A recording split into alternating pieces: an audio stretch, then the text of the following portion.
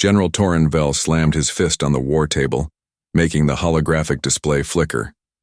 His four eyes narrowed at the gathered council members, their scaled faces showing nothing but contempt for his outburst. "You're all making a terrible mistake," he growled. "I've studied humans for 20 cycles. They're not like the other species we've conquered." High Commander Zextal clicked his mandibles in amusement. "They're primitive apes who barely left their planet. Their ships are crude, their weapons are basic. What could they possibly do against our mighty fleet?" "That's exactly what makes them dangerous." Torin's tail whipped in frustration. "They're unpredictable. They don't fight like we do. No proper formations, no standard tactics. They just make things up as they go." "Nonsense," said War Minister Krall. "Their entire fleet combined wouldn't match half of what we're sending." Torin pulled up footage from his research. "Look, see how they turned mining ships into weapons? How they use their cargo vessels as bombs? They're creative in ways we can't imagine." The council members exchanged bored looks. Some even started leaving their seats. "The vote has been cast, General," High Commander Zextal said firmly. "The Sarthuan Armada will launch at dawn. 20,000 ships will remind these humans of their place in the galaxy." "You're sending our people to die," Torin whispered. But nobody listened. The War Council filed out, leaving him alone with the holographic display of the human territories. Within hours, the largest fleet in Sarthuan history jumped into hyperspace, ready to crush the human worlds. As the War Council dissolved, Torenvel stood alone before the holographic image of Earth, his warning still echoing in his mind. Within hours, the Sarthuan Armada, now fully mobilized, entered hyperspace, destined for the unsuspecting Sol system. Through the bridge viewport of the Sarthan flagship, Admiral Crester watched his fleet of 300 warships drop out of hyperspace near the edge of the Sol system. His mandibles clicked in anticipation as he studied the blue-green planet ahead. "Primitive defenses detected, Admiral," his sensor officer reported. "Simple orbital platforms and a scattered fleet of small vessels." Crester's four eyes blinked in sequence. Just as expected, these humans won't know what hit them. Begin standard invasion formation. The massive Sarthuan ships, each one nearly a mile long, arranged themselves into attack positions. Their hulls gleamed under the distant sunlight, covered in thick armor that had never failed them in countless conquests. "Sir," the communications officer's voice cracked, "we're being hailed by every human ship at once." "Ignore them. Prepare to—" The sensor officer cut in. "Energy spike. Massive readings from everywhere." Crester's upper eyes widened as thousands of previously invisible defense platforms suddenly revealed themselves, dropping their stealth fields. The simple orbital platforms transformed, unfolding into massive weapon arrays. "Impossible," he roared. "Where did they—" The human fleet, which had appeared small and scattered, now moved with terrifying precision. They weren't scattered. They had been carefully positioned. The trap was sprung. The space around the Sarthuan fleet erupted in a symphony of destruction. Concentrated beam weapons sliced through their impenetrable armor like paper. Swarms of missiles appeared from seemingly nowhere, each one carrying warheads that ignored their shields completely. "Taking heavy damage," someone screamed. "They're inside our shields! How are they inside our shields?" Crester watched in horror as his mighty fleet crumbled in mere minutes. The humans hadn't just prepared defenses. They had studied every weakness of Sarthuan technology and exploited them all at once. The flagship's bridge shook violently. Through the chaos, Crester remembered General Torin's warning. "They don't fight like we do." His last thought before a human weapon of impossible design split his ship in two was that they should have listened. In the space around Earth, the remaining Sarthan ships tried to retreat, but it was too late. The carefully orchestrated human defense grid had already boxed them in. There would be no survivors to warn the others. While the Sarthan fleet crumbled under the surprise assault, Crester's retreat to the relative safety of their homeworld did little to ease the burden of failure. The survivors of the Armada, battered and broken, made their way back through hyperspace, their minds haunted by the destruction they had witnessed. The surviving Sarthuan ships, just 12 out of 300, limped back through hyperspace, their hulls scarred and smoking. On the bridge of his crippled vessel, Admiral Crester trembled, all four eyes fixed on nothing as the horror replayed in his mind. "It was a slaughter," he whispered to the Sarthuan High Command days later. His usual proud stance was gone, replaced by a haunted slouch. They had weapons hidden everywhere, not just platforms, their ships. They weren't small and weak. They were decoys packed with firepower we couldn't even detect. The council chamber erupted in shocked murmurs. One of the elders leaned forward. "How?"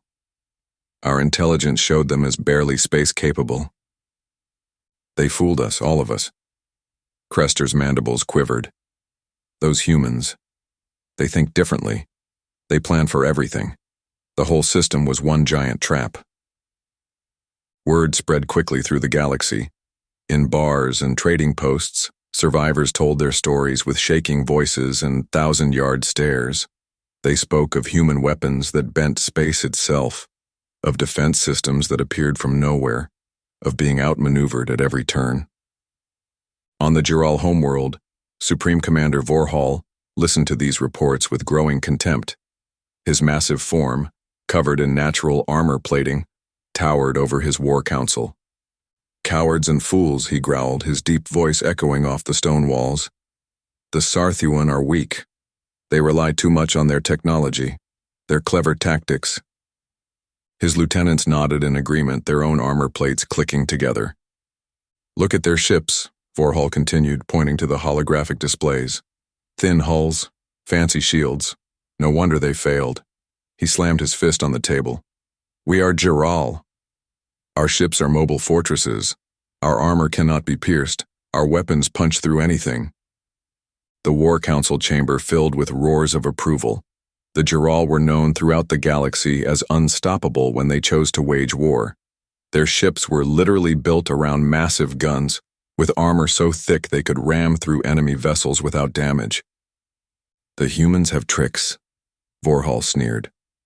"Let them try their tricks against 30 feet of solid armor. Their weapons couldn't scratch us if they tried for 100 years. "The invasion fleet stands ready, Supreme Commander," his fleet admiral reported. 200 dreadnoughts, each carrying enough firepower to level a continent. Vorhal's eyes gleamed with anticipation. "The Sarthuan tried to be clever. We will show everyone how war should be waged, with overwhelming force. No tricks, no subtlety, just pure unstoppable power." He turned to face the massive window overlooking the shipyards, where his fleet of behemoth vessels waited. Each Giral dreadnought was nearly 3 miles long, their hulls a solid mass of layered armor and weapon batteries. They were ugly British things, the perfect reflection of Giral philosophy. Why be elegant when you can be unstoppable? "Prepare for departure," he commanded. "We will succeed where the Sarthuan failed. We will show these humans what true power looks like." The War Council chamber filled with the sound of armored fists pounding on armored chests, the traditional Giral salute. They had never lost a war, never failed to crush an enemy. In their minds, the humans' victory over the Sarthuan only proved how weak the Sarthuan were. "Send word to all ships," Vorhal ordered.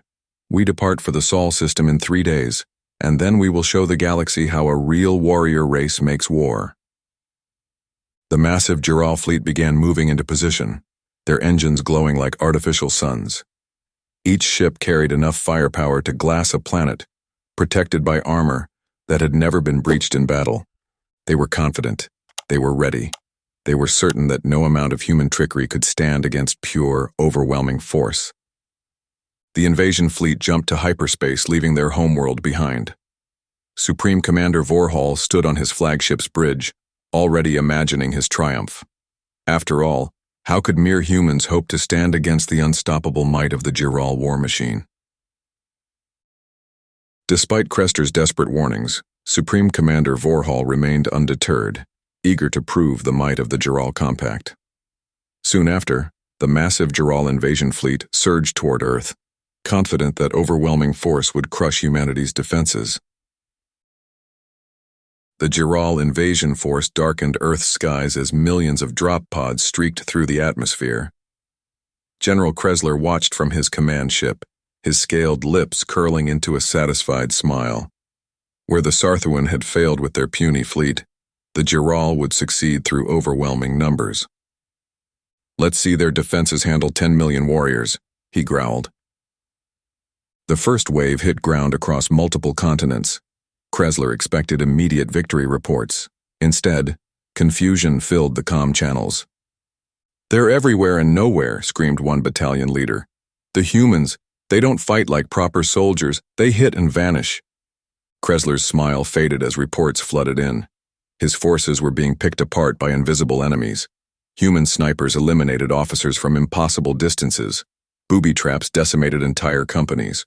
Underground tunnel networks let defenders appear behind Giral lines, strike devastatingly, and disappear. By day 3, a third of his force was gone. The humans hadn't even deployed their main armies yet. "This is impossible," Kressler muttered, watching red dots vanish from his tactical display. "They're just primitive bipeds."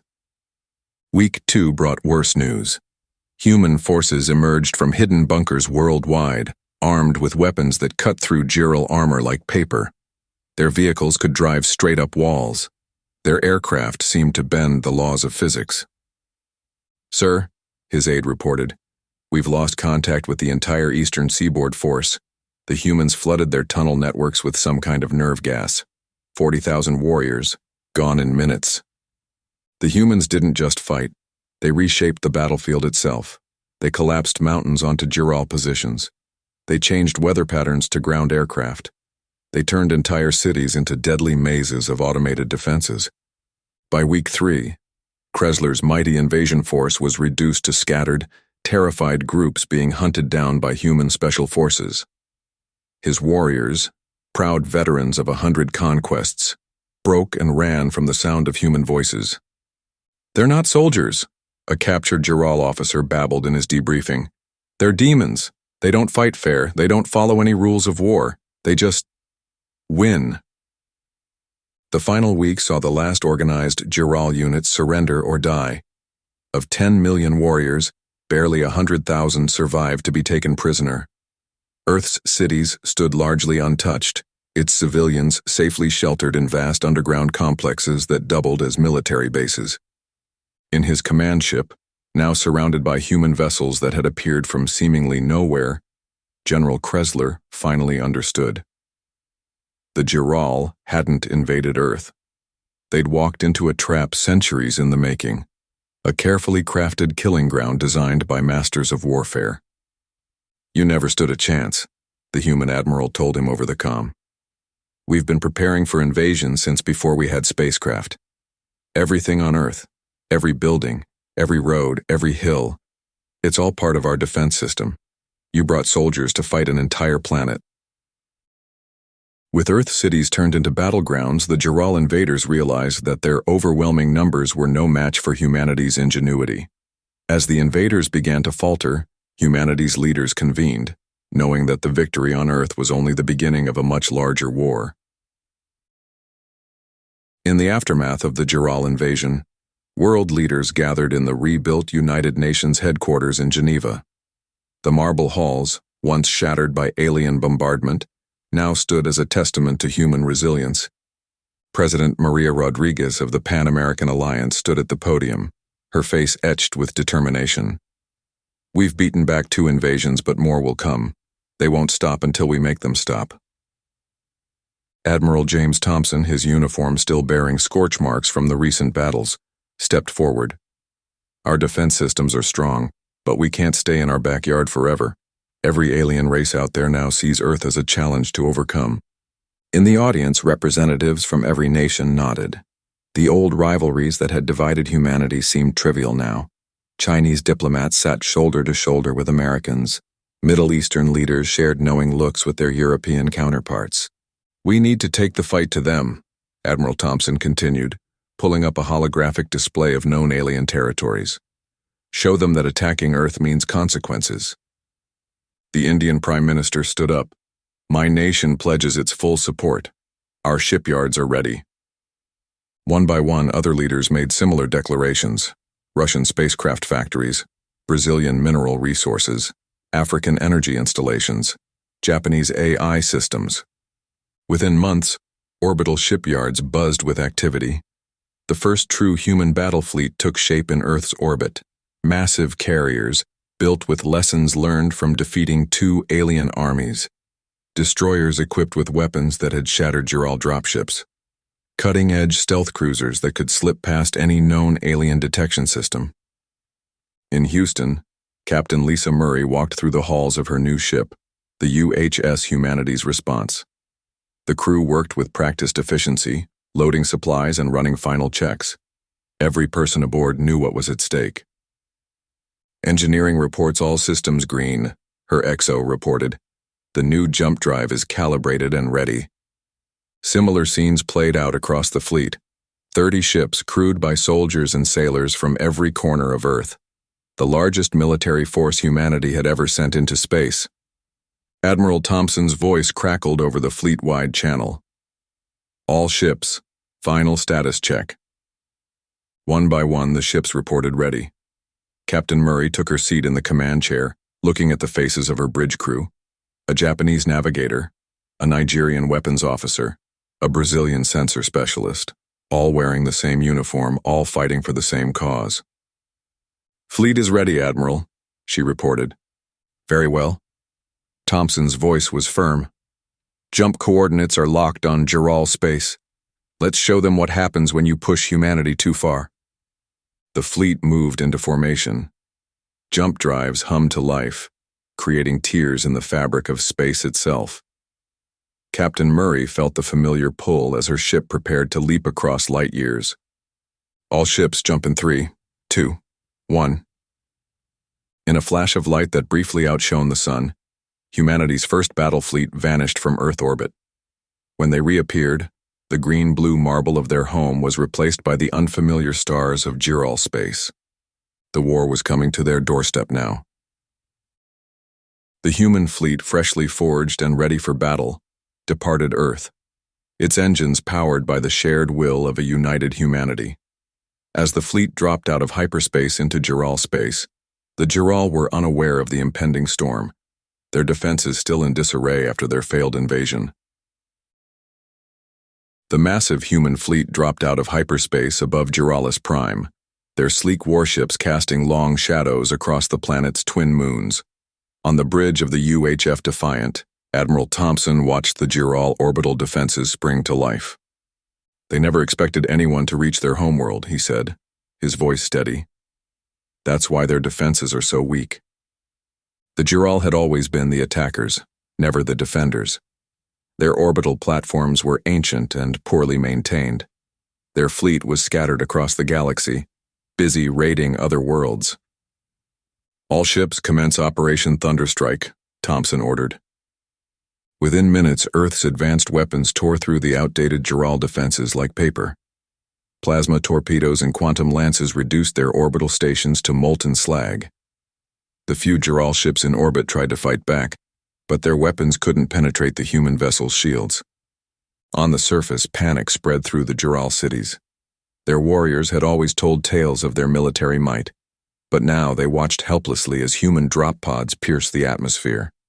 Inside each pod, Earth's finest soldiers waited in powered armor that made them nearly invincible against Jural weapons. This is impossible, screamed High Commander Kextall as his palace shields failed. We are the mighty Jural. We cannot be defeated. But they were. City after city fell to the human assault. The Jural's proud warrior culture had left them unprepared for an enemy that fought with both strength and strategy.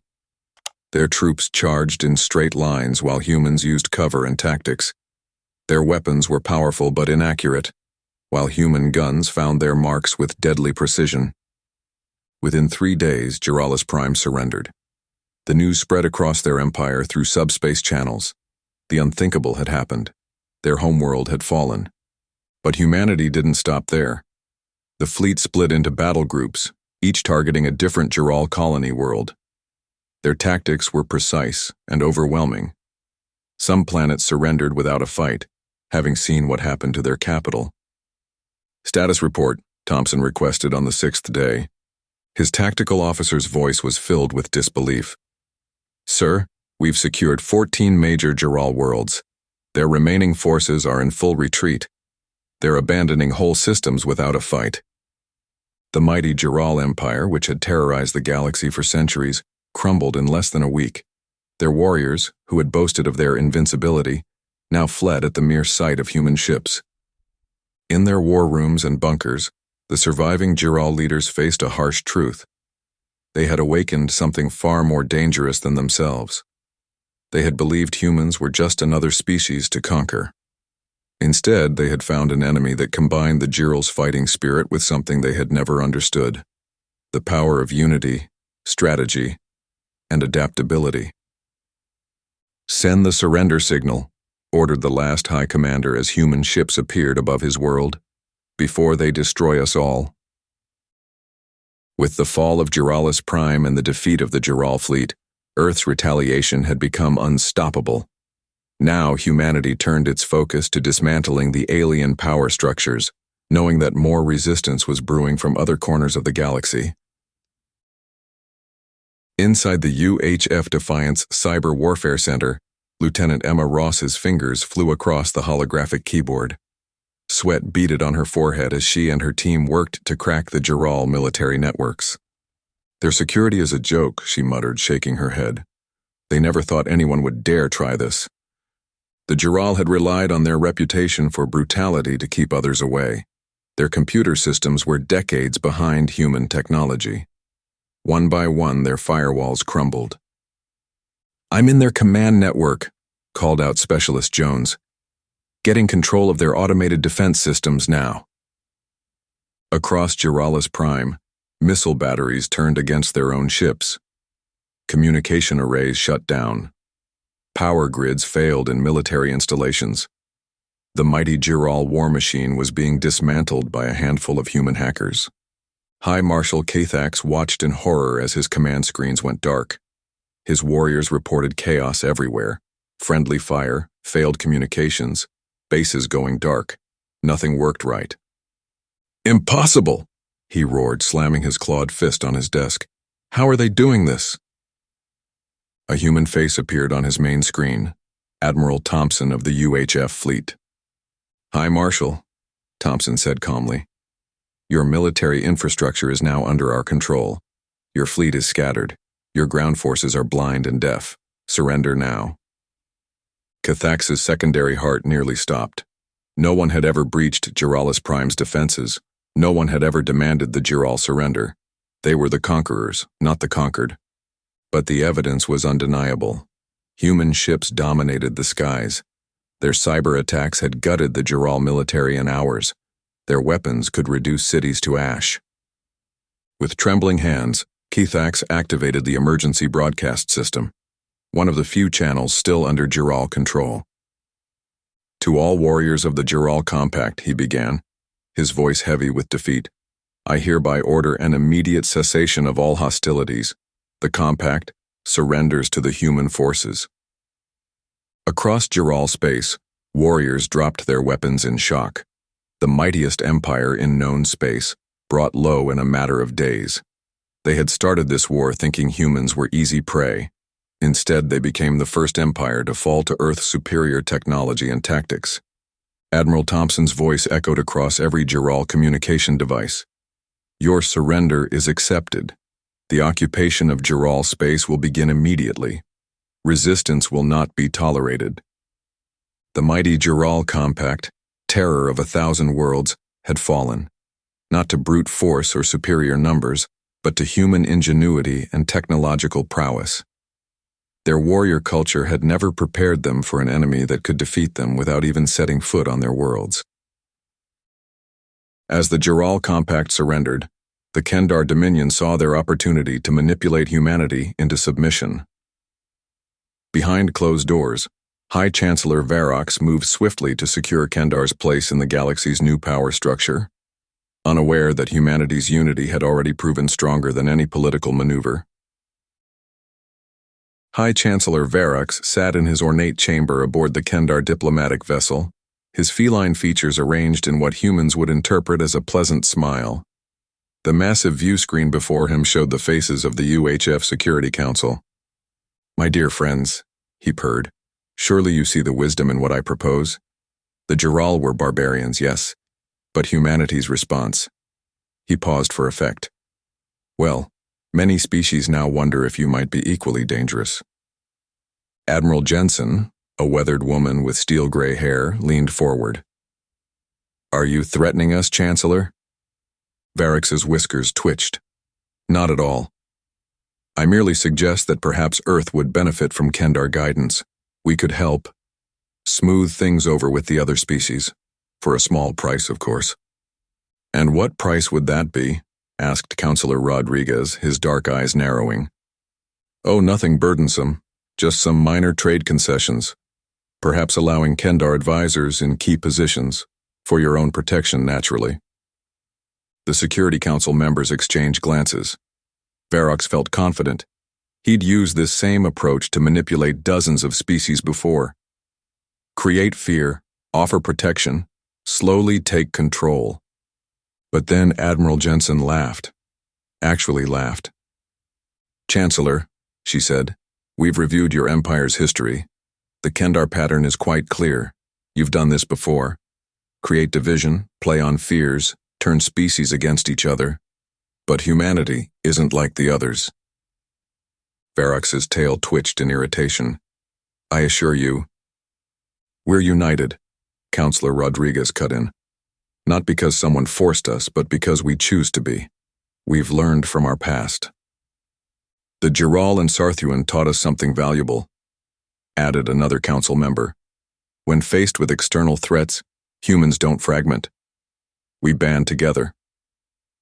Verax's carefully crafted mask slipped for a moment, revealing his frustration. These humans weren't following the script. They weren't supposed to see through his ploy so easily. "Think carefully about your next move, Chancellor," Admiral Jensen said firmly. "Humanity doesn't want war with the Kendar Dominion, but we won't be manipulated either." The Security Council ended the transmission, leaving Verax staring at a blank screen. For the first time in decades, his carefully laid plans had completely failed.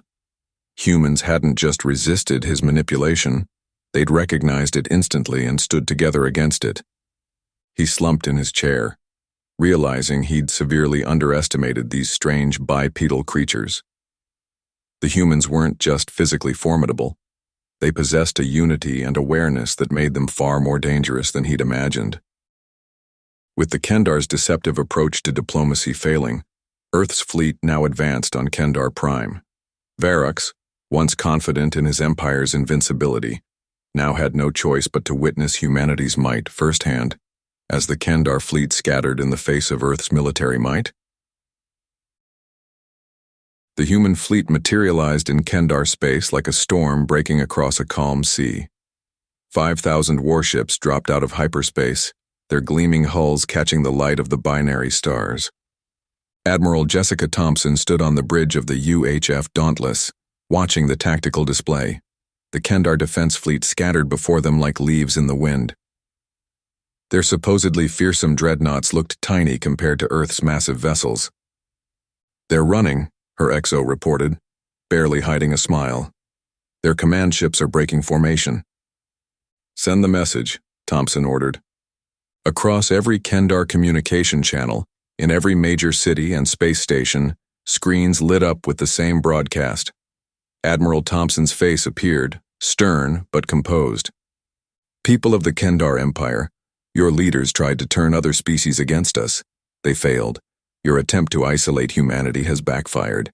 We offer one chance for surrender." In his palace on Kendar Prime, High Chancellor Verax's fur stood on end as he watched the transmission. His advisors huddled around him, whispering frantically. "They wouldn't dare," he hissed. "We are the Kendar. We rule through." A flash lit up the sky. One of Kendar's orbital defense stations had vanished, destroyed with surgical precision. Then another.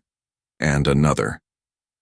"My lord," his military chief wheezed, "their weapons, they're unlike anything we've seen. The Giral reports were true." The human fleet moved with devastating efficiency. They didn't target population centers or civilian infrastructure. Instead, they systematically eliminated military installations, command centers, and government facilities. Within hours, the Kendar's carefully built power structure crumbled. Their mighty space fleet lay in ruins. Their defensive networks were silent, and their leadership bunkers were exposed. In the palace's grand hall, Varix and his ruling council watched in horror as human dropships landed in the capital city.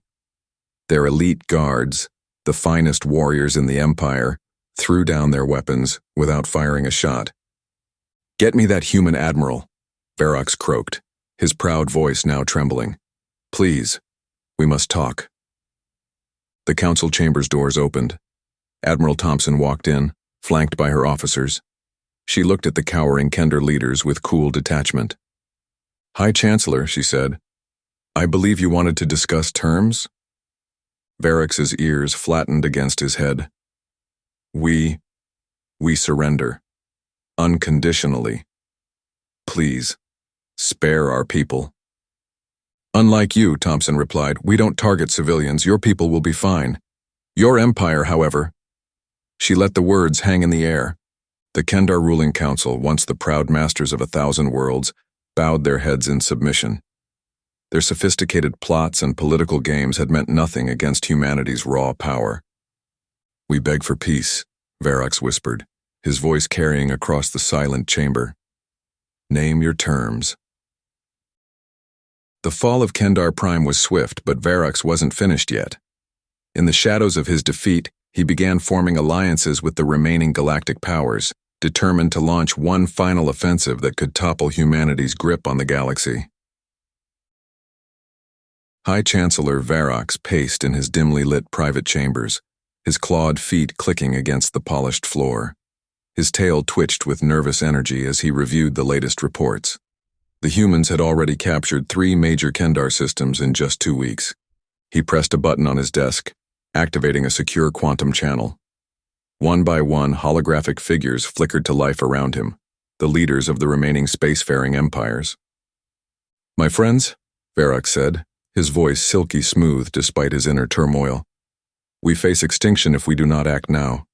These humans—" He spat the word like poison. "They've already broken the Giral. They're dismantling my empire system by system." The Mirth Emperor, a crystalline being, chimed in. "What do you propose, Chancellor? Together we command over 50,000 warships. United, we could—" "The Giral had more," interrupted the Zexthal matriarch, her insectoid mandibles clicking. "They failed." Varix's fur bristled. "Because they fought alone. Listen to me. I have studied these humans.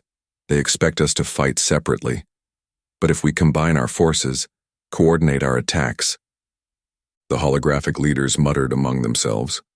Varix pressed his advantage. "I offer you my remaining fleet, my best generals, all my military intelligence on human tactics. In return, I ask only that you commit your forces to a joint offensive." "The risks are enormous," rumbled the Kethnar War Master, his reptilian scales gleaming. "The risks of doing nothing are worse," Varix countered. "Look what they did to the Giral. Who will be next?" "You?" He pointed at the Mirth Emperor. "Or you?" His claw jabbed toward the Zixthal matriarch. Hours passed as they debated. Gradually, Varix saw fear overcome their hesitation. One by one, they pledged their support. The Kethnar War Master was the last to agree. "Very well. We will commit our entire battle fleet." "All of us or none of us," added the Mirth Emperor. Varix allowed himself a small smile. "Together, then, we strike at their core worlds simultaneously. 30,000 ships from the Kethnar, 15,000 from the Mirth, 8,000 from the Zexthal, my remaining 5,000. The largest military coalition in galactic history was forming before his eyes. 58,000 warships, millions of troops, all aimed at a single target: humanity. "We attack in 3 days," Varix declared. "May the gods have mercy on us all if we fail." The holograms winked out, leaving him alone in the darkness. Varix stared out his window at the distant stars, wondering if he had just orchestrated the salvation of his people, or signed their final death warrant. In secret chambers and hidden bunkers across the galaxy, massive fleets began to move. Ships gathered in staging areas, weapons were charged, and troops were loaded. The desperate gamble was set in motion. Varix's final desperate plea for unity among the galaxy's remaining empires had drawn enough support to form an unprecedented coalition. Their combined fleets now assembled, preparing for an all-out assault on humanity, believing this would be their last chance for survival. The combined alien fleet emerged from hyperspace at the edge of the Sol system. 58,000 warships filled the void, their weapons charged and ready. Battle computers calculated firing solutions while soldiers prepared for planetary invasion. Admiral Korix of the Cathnar studied the tactical display. No response from the humans yet. Strange. "They must be cowering in fear," said Varrox over the command channel. "Press the attack." The massive armada moved forward as one, spreading out in attack formation. Still no sign of human ships. Suddenly, alarms blared across every vessel. Space itself seemed to ripple and tear. Where there had been empty void moments before, now thousands of human warships appeared. They had been there all along, hidden by advanced cloaking technology. "It's a trap," Korix roared. But it was too late. The human fleet opened fire first. Their energy weapons carved through alien shields like paper. Railguns spat hypervelocity rounds that shattered capital ships. Fighter squadrons swarmed between the larger vessels, picking off targets of opportunity. "Reform the lines," Varrox screamed. "Counterattack pattern Delta." But the aliens' careful battle plans fell apart in seconds. The human ships moved with impossible speed and coordination. Their neural-linked pilots reacted faster than any organic crew could match. A Mirith dreadnought exploded, its crystalline hull shattering into a million glittering fragments. 3 Zedexthal carriers vanished in balls of nuclear fire. Cathnar battlecruisers tried to concentrate their fire on a single human vessel, only to have their targeting systems hacked and turned against their own ships. "They're inside our command networks," shouted a Zedexthal commander before her signal cut out forever. The alien fleet's formation collapsed into chaos. Ships fired blindly, sometimes hitting their own allies. Escape pods launched by the thousands as crews abandoned their doomed vessels. Admiral Korix watched in horror as a human destroyer rammed straight through his flagship's shields, its hardened bow splitting the massive ship in half. His last sight was a bright flash as the reactor went critical. High Chancellor Varrox's personal command ship turned to flee, but found itself surrounded by human vessels that seemed to appear from nowhere. Their weapons reduced his prized warship to molten slag in seconds. The battle lasted less than an hour. When it was over, the debris field stretched for millions of kilometers, the scattered remains of the greatest fleet ever assembled. Of the 58,000 alien ships that entered the Sol system, not a single combat-capable vessel survived to retreat. The humans had destroyed them all while losing only a handful of their own ships. It wasn't just a victory. It was an absolute annihilation that would be remembered for centuries to come. Across 4 alien empires, leaders watched in stunned silence as the battle recordings reached them. Their last, desperate gamble had failed completely. Their combined military might, gathered at enormous cost and risk, had been crushed like insects under humanity's boot. The final battle was over. The alien coalition lay in ruins, their fleets destroyed, their armies scattered, their empires now defenseless before humanity's unstoppable advance. The Alliance's vast fleet had emerged from hyperspace, poised to strike, but what they encountered was a well-prepared and deadly human force.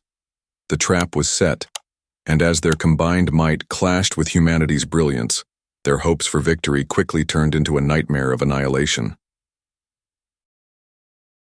High Chancellor Varox sat in the Stark detention cell aboard the human flagship, his proud shoulders slumped in defeat. The cell's force field hummed softly, a constant reminder of his captivity. His sleek fur, once perfectly groomed, was now matted and unkempt. 2 human guards escorted him to the conference room. The walk felt like a march of shame, each step echoing his failure. Inside, representatives from Earth's united government waited at a long table. "High Chancellor," said Admiral Elena Martinez, her voice firm but not unkind. "Your coalition's fleet has been destroyed. The remaining ships have surrendered." Varox's whiskers twitched. "Just end it quickly, then. I prefer death to humiliation." "That's not how we do things," said General Thompson, an older man with steel-gray hair. "We're here to build a new future, not destroy what remains." The human leaders laid out their terms. The Kendar Dominion and other surviving empires would maintain their sovereignty, but under strict oversight. All weapons of mass destruction would be surrendered. Trade routes would be opened. Cultural exchange would be mandatory. "You're not here to negotiate," Varox said bitterly. "You're here to dictate terms." "We're here to prevent more bloodshed," Martinez replied. "Your people don't need to suffer for your choices." The humans presented a document, the Sol Accords. It outlined a new galactic council, with Earth holding a permanent leadership position. Military forces would be limited. Slavery and exploitation of developing species would be banned. Scientific knowledge would be shared freely. "Your empire-building days are over," Thompson said. "But your people can thrive in peace if you accept these terms." Varox's claws scratched the table as he read through the document. Everything he'd built, everything he'd schemed for, reduced to ashes. But in the humans' terms, he saw something his pride had blinded him to before, a chance for genuine progress. "The Kendar Dominion," he paused, forcing out the words, "accepts these terms." One by one, representatives from the other surviving empires were brought in. They too signed the accords, their once mighty civilizations now bound by human law. "A new age begins today," Martinez announced. "One of cooperation, not conquest. Together we'll build something greater than any empire." Varox watched as his fellow leaders signed away their power. The humans had won not just through superior firepower, but through offering hope instead of vengeance. It was a lesson that would reshape galactic civilization for generations to come. The Sol Accords would become the foundation of a new galactic order, one where humanity's leadership would guide the stars toward peace, whether the old empires liked it or not. With the Galactic Coalition in ruins, humanity stood victorious, its fleet unchallenged. However, even in the aftermath of their success, cracks began to appear in the fragile peace they had imposed, as whispers of rebellion and resentment echoed throughout the galaxy. The Grand Hall of the Galactic Assembly, once a symbol of alien cooperation, now served as a stark reminder of humanity's absolute victory. Representatives from dozens of species sat in tense silence as Admiral Martinez read out the terms of surrender. "All military vessels above cruiser class will be surrendered to Earth's control," she declared. "Planetary defense systems will be overseen by human peacekeepers." From his seat, Kovar, the Kendar ambassador, watched his fellow aliens shift uncomfortably. Their proud species, who had ruled vast sectors of space for millennia, reduced to taking orders from the very beings they'd tried to crush. In the corridors after the assembly, Kovar overheard 2 Giral diplomats speaking in hushed tones. "They're no better than the empires they destroyed," one whispered. "Look how they parade their power." "Careful," the other warned, glancing around nervously. "Walls have ears these days." The Kendar capital world, once gleaming with crystalline spires, now hosted human warships in high orbit. Kovar's personal transport passed through 3 human security checkpoints before reaching the ground. Their efficiency was frightening. Every movement tracked, every conversation monitored. At an emergency meeting of the former Kendar High Council, Elder Mextal slammed his fist on the table. "We built this civilization over 10,000 years. Now humans dictate our every move. What choice do we have? Another counselor replied, fear evident in her voice. You saw what they did to the Giral Compact. Entire fleets, gone in minutes. In the depths of space, the once mighty Kendar Armada now flew under human command. Admiral Martinez stood on the bridge of her flagship, watching as former enemy vessels were repainted with Earth's colors. The aliens whisper that we've become tyrants, her XO reported quietly. Martinez gazed out at the stars. Perhaps. But they gave us no choice. Every species that could have been our friend chose to be our enemy instead. On a dozen worlds, similar scenes played out. The Sarthuan, who had struck first at Earth, now watched helplessly as human peacekeepers patrolled their streets. The Giral, whose armies had numbered in the millions, surrendered their weapons at human collection points. In a secret meeting on a remote mining colony, representatives from 5 different species gathered in defiance of human regulations. They control everything now, a Sarthun elder growled. Our ships, our trade routes, our communications. And yet, a Giral diplomat added bitterly, they claim it's for peace. For stability. Isn't it? Asked a younger alien. There have been no wars since they took control. No wars because we can't fight back, the Sarthun spat. We're slaves in all but name. But even these rebellious whispers were careful and quiet. Nobody dared speak too loudly. The memory of Earth's military might was too fresh, too terrifying. The sight of the Kendar fleet, once the pride of the galaxy, now serving human interests, was a constant reminder of their new reality. Humanity had become the very thing they had once fought against, an unstoppable force that dominated through superior strength. But unlike the empires before them, they brought order through overwhelming technological and tactical superiority. The galaxy was indeed at peace, but it was a peace enforced by human warships and monitoring systems. The question that haunted many alien minds remained unspoken. Was this protection, or just another form of empire? As the remnants of the defeated empires began to adjust to their new reality, a deep sense of unease settled over the galaxy.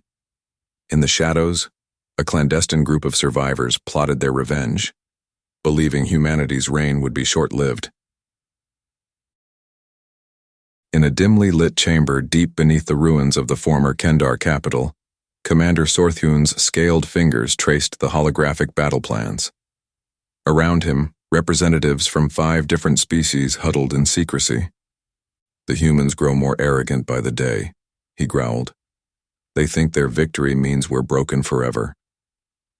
A Giral warrior, her chitinous armor reflecting the soft blue light, stepped forward. My people have lost everything. Our colonies, our fleet, our pride. We have nothing left to lose.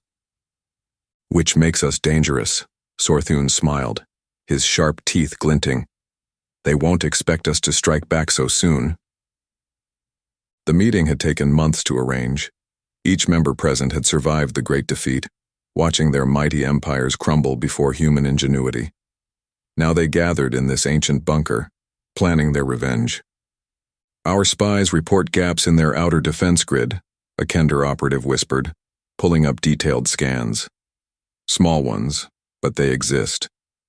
The humans are spread thin, trying to control too much territory too quickly. The assembled leaders studied the data. It showed patrol patterns, response times, blind spots in the human sensor network. They had paid dearly for this intelligence. Many agents had died collecting it. We've modified our ships with stealth technology, another conspirator added. New designs, nothing they've seen before. We can slip small strike forces through their perimeter. Sorthun nodded grimly. We start small, probe their defenses, make them doubt their safety. When they react, we'll see their weaknesses. And if we fail? The Giral warrior asked. Then we die, Sorthun replied simply. But we die fighting, not living as their slaves. The group spent hours finalizing their plans. Ships would be gathered in secret, crews trained in absolute isolation. Every detail had to be perfect. They would only get one chance to strike. Remember, Sorthun concluded, we must appear weak and defeated. Let them think we've accepted their rule. The moment they relax their guard, we strike. As the conspirators departed one by one through hidden exits, Sorthun remained behind, studying the battle plans. Their first target would be a seemingly minor defense station in the outer rim, but its destruction would send a message. The war wasn't over. In the following weeks, ships began disappearing from shipyards across the galaxy. Small crews vanished from their posts. Equipment and weapons were quietly stockpiled in abandoned bases. The humans noticed nothing unusual. Their patrols continued their regular routes. Their garrison forces maintained their routine presence. Everything appeared peaceful on the surface. But in the shadows, an army was forming. The strike force assembled in the darkness of deep space, far from any monitoring stations. Their ships were painted in stealth-absorbing colors, their energy signatures masked by experimental technology. Sorthun stood on the bridge of his command vessel, watching the final preparations. "Begin the approach," he ordered. "Silent running. All ships maintain communication, blackout." The fleet moved like ghosts through the void, creeping closer to their target. Years of oppression, of humiliation, had led to this moment. They would show humanity that the galaxy wouldn't bow forever. Humanity's peacekeeping forces, still in the process of solidifying their control, were caught off guard by the sudden rise of a new threat. The sabotage of Earth's defense systems signaled the start of a new campaign, a coordinated attack that would force humanity to reckon with the growing unrest. Earth's defenses collapsed in a sudden coordinated attack. Admiral Kane quickly realized the sabotage was internal, crippling their orbital grid and communications. As enemy ships emerged from stealth near the moon, Kane enacted Initiative Black Dawn, activating hidden countermeasures. Reverse-engineered alien tech turned the invaders' cloaking systems against them, exposing their fleet. Earth's secret defenses struck back, annihilating the first wave. Despite victory, the attack sowed division among Earth's leadership. Some demanded harsher measures, while others questioned the cost of endless war. Then came grim news. Similar sabotage was occurring across multiple colonies. The battle had been won, but the war was escalating. With the sudden breach in their defenses, Admiral Kane uncovered a horrifying conspiracy within his own ranks. As he called for swift justice, Captain Morales was thrust into a darker mission, one that would test her loyalty to the very ideals humanity had fought for. Kane uncovered a conspiracy. High-ranking UHF officials were secretly negotiating with alien factions, trading military secrets for power. He tasked Captain Morales with eliminating the traitors, ensuring their removal was silent and absolute. One by one, key conspirators were neutralized. Morales executed her mission flawlessly, but the weight of it lingered. Humanity had fought to survive, yet now they were killing their own in the dark. As Kane commended her, Morales struggled with the realization that they had become something far more dangerous than just warriors. They were now rulers, enforcing order at any cost. The conspiracy's exposure had sent shockwaves through the human leadership, creating a divide among those who sought total control and those who called for peace. As humanity prepared for a final strike against the galaxy's remaining enemies, Admiral Kane wrestled with the weight of his decisions. A massive human fleet assembled for the final assault. Kane, once resolute, now questioned their course. With every battle, humanity had grown more powerful, more feared, but had they crossed the line into tyranny? Morales suggested peace, but the Council wanted total victory. As the fleet moved in, Kane hesitated. He ordered the attack but held back a second wave, unsure if they were still fighting for survival or simply enforcing dominance. Humanity stood on the brink of ultimate power, but the question remained, what kind of rulers would they become? As the human fleet made its final assault, Kane stood at the helm, haunted by the realization that victory might come at the cost of everything humanity had fought for. The war was nearing its end, but the true question remained, What kind of future would they create in the ashes of galactic conquest? The last alien stronghold surrendered. Humanity's rule was absolute. Former enemies now lived under human law, their worlds integrated into the Federation. Victory celebrations rang hollow for Kane and Morales. Had they ensured peace or created an empire built on fear? The phrase "never disturb humans" had transformed from a warning into law, written in the ruins of fallen civilizations. Kane vowed that humanity must prove it deserved its power, not as conquerors, but as just rulers. Whether they could live up to that ideal remained uncertain, but one truth was undeniable: the galaxy would never challenge humanity again. If you enjoyed the story of Ava, I handpicked this next story that you will enjoy. Please don't miss this one. Click here to watch it.